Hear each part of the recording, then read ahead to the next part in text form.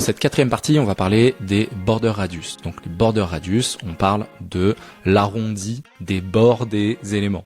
Voilà, border radius en anglais, beaucoup plus simple. Une notion très importante, c'est maintenir une cohérence des arrondis en fonction de l'échelle. Ici, je vous montre des éléments en entier, donc encore une fois, j'essaye de me projeter sur différentes tailles, et j'ai mis 12, 12, 12. Si je dois définir cet élément, je dirais qu'il est pas mal arrondi, enfin voilà, ok. Est-ce que cet élément-là, il est pas mal arrondi? Je sais pas. Est-ce que cet élément-là, il est pas mal arrondi? Non, cet élément-là, il est à peine arrondi sur les bords. D'accord? J'aurais peut-être pu exagérer encore plus l'exemple. Toujours est-il que on passe donc de ça à ça. D'accord?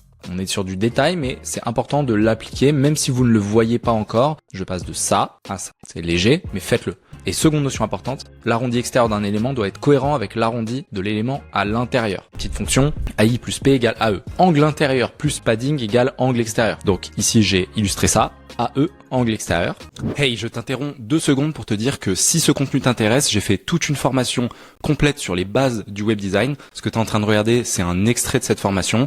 Elle dure environ 4 heures. Je te mets le lien juste en dessous. N'hésite pas, si ça t'intéresse, à aller checker. Et on reprend tout de suite. P, padding. Donc ça, là, je suis zoomé au bord d'une carte. Ok, donc j'aurai le fond ici en gris foncé, ma carte, puis un élément comme tout à l'heure j'avais sur mes cartes, une bannière image par exemple. Et ben je vois que j'ai 10 pixels de padding et ici j'aurai donc 10 pixels d'arrondi parce que j'avais 20. 10 plus 10, 20. AI plus P égale AE. Ce qui fait que visuellement, j'obtiens ce genre de choses. Le but c'est de garder une harmonie de mes arrondis. Ici j'ai juste fait des cartes avec uniquement une image dedans. Et l'image est arrondie. Donc ici, on voit que ma carte, l'angle extérieur est de 12 et l'angle intérieur, du coup, est de 2 puisque j'ai 10. Pour partir dans l'autre sens, celui que j'ai montré juste avant, AI+, voilà. Moi, j'ai défini que c'était bien pour mon design que les images, elles aient pas trop d'arrondi. Donc, il y a un petit 2 pixels d'arrondi. Voilà.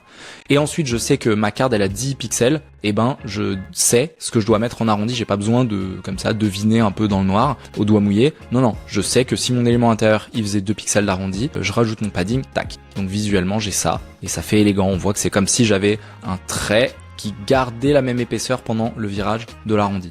Et ça fait que c'est élégant. Et ici, j'ai zoomé encore plus. Donc on voit bien ce que ça crée. Et donc là, 10, 20, 30. Ici, j'ai augmenté encore plus le padding. Donc 30 plus 30, 60. Ça fait que j'ai énormément d'arrondis. Oui, mais c'est très cohérent. C'est très beau pour le dire simplement.